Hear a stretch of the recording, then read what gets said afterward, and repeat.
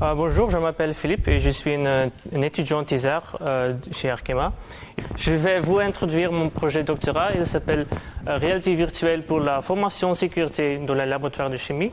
Du coup, le projet, ça fait partie du projet européen Charming. Alors, comme vous pourriez savoir, un laboratoire chimique est toujours un endroit très dangereux en raison de dangers chimiques. Et pour ça, la formation de sécurité des laboratoires est toujours obligatoire avant de travailler dans un labo. Mais cependant, malgré les formations, des accidents sont toujours arrivés. Les accidents arrivent souvent à cause de leur manque de leur conscience du risque et à cause de leur comportement dangereux. Mais une des causes premières est parce que la formation de sécurité n'est pas assez efficace.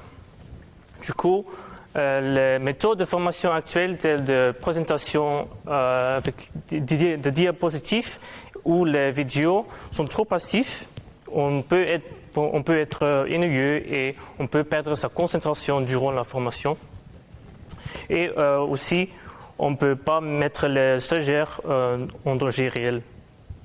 Ainsi, je vous présente un outil de formation pour réaliser les formations en sécurité plus engageantes et plus vivantes. Moi, j'ai développé un jeu sérieux utilisant la réalité virtuelle pour la formation de sécurité en laboratoire de chimie. Il s'appelle VR LaboSafe Game. Alors, dans ce jeu, l'objectif d'apprentissage principal est pour améliorer les compétences de la prise de décision dans le contexte de sécurité dans un laboratoire. Pour être plus précis, nous formons la conscience du risque et le comportement de sécurité.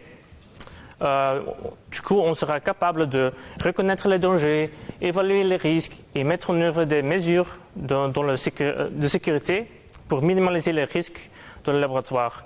En plus, on sera capable de faire des manipulations de chimiques sans risque. Alors, la formation RV est séparée dans 3 missions. La première mission est le repérage des risques dans le labo. Le joueur doit trouver les risques dans le laboratoire et prendre une photo de cela. Et après, il ou elle doit répondre aux questions sur le type de danger et les conséquences possibles. Mission 2, minimalisation des risques, est similaire de la première mission où le joueur ne doit pas que prendre une photo, mais aussi le minimaliser ou éliminer les risques.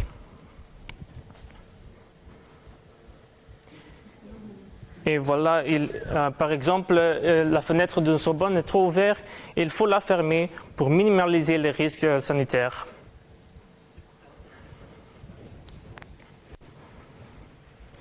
Et la troisième mission, le joueur doit faire une manipulation chimique sans provoquer des accidents. Par exemple, ici, il ou elle doit faire un montage à reflux sans provoquer d'accident, aussi sûr que possible. Si le joueur fait une erreur, on pourra perdre les points de vie et échouer la mission, en fait. Avec ce jeu vidéo comme ça, les formations de sécurité seront plus interactives et plus engageantes et tous peuvent être simulés pour que les stagiaires peuvent être formés dans un environnement sûr sans mettre eux en danger réel. Et en plus, on peut faire les manipulations aussi sûres que possible et plus qu'une fois aussi. Alors avec la réalité virtuelle, je pense que c'est l'avenir de la formation et de la sécurité. Merci beaucoup de votre attention.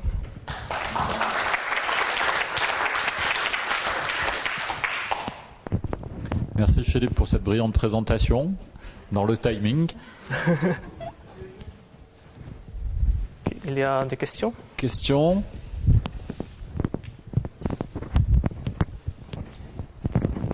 Vous avez parlé au futur sur l'utilisation de cette application. Est-ce que vous l'avez déjà testé en réalité en formation et pu comparer les impacts avec une formation classique?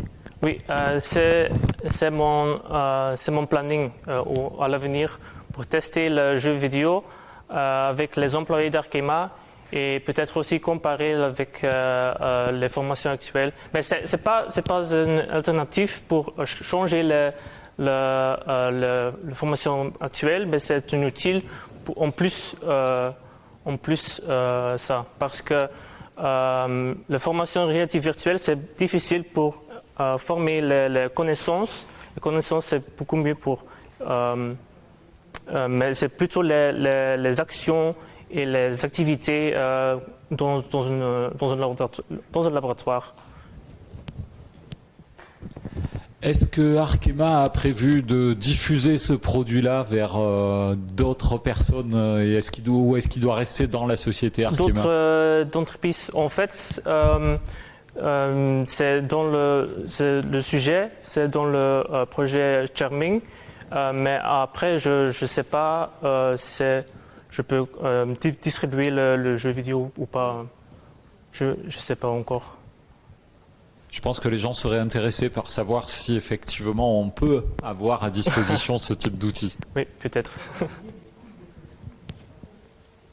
Le coût de développement d'un outil comme ceci? Combien ça coûte à produire, à créer? Du coup, j'ai utilisé toutes les applications gratuites. Unity 3D, c'est gratuit. Blender pour faire la modélisation d'objets, aussi gratuit. J'ai acheté quelques des modèles 3D, mais tout c'est moi-même que j'ai développé. Donc le coût, c'est ton salaire, quoi? C'est combien tu coûtes? Ah oui. Et la durée de développement d'un tel objet?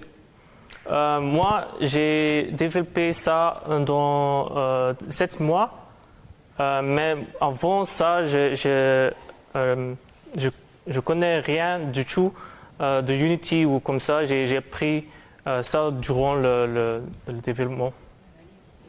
Et donc le travail de recherche qui est derrière dans le cadre de ta thèse, c'est de voir justement les apports de la réalité virtuelle par rapport à d'autres modes de formation? Je n'ai pas compris. Est-ce que ton sujet de recherche de la thèse, c'est de regarder comment, du moins, l'apport, la plus-value, le gain que l'on a avec la réalité virtuelle par rapport à d'autres méthodes de formation? Oui, mais aussi rechercher les motivations pour formation en sécurité, aussi l'application réalité virtuelle sur l'entreprise et aussi pour les étudiants de l'université aussi.